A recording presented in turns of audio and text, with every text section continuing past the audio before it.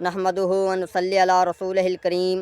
السلام علیکم ورحمۃ اللہ وبرکاتہ۔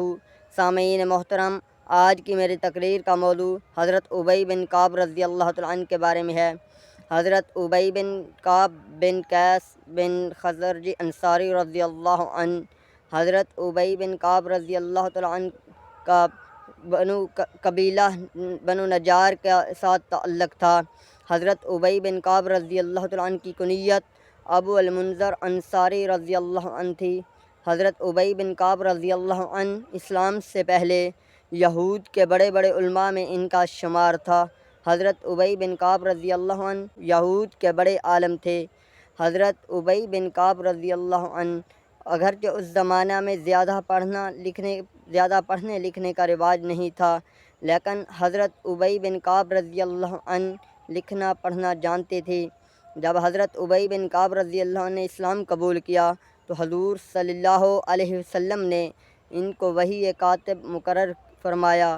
حضرت ابی بن کعب رضی اللہ تعالی عنہ غزوہ بدر بلکہ تمام غزوات میں شریک ہوئے۔ حضرت عثمان غنی رضی اللہ عنہ نے حضرت ابی بن کعب رضی اللہ تعالی عنہ کی سرکردگی میں قرآن پاک جمع کرنے کا محکمہ قائم کیا۔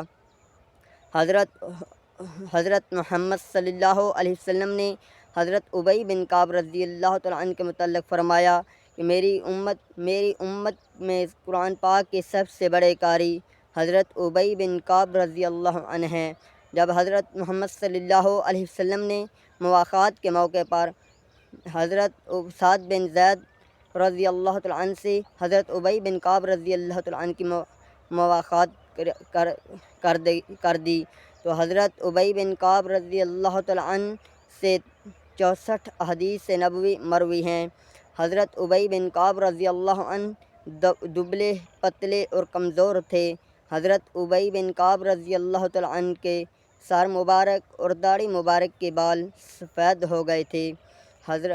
حضرت ابی بن کعب رضی اللہ تعالی عنہ کی 21 ہجری کو مدینہ طیبہ میں وفات ہوئی۔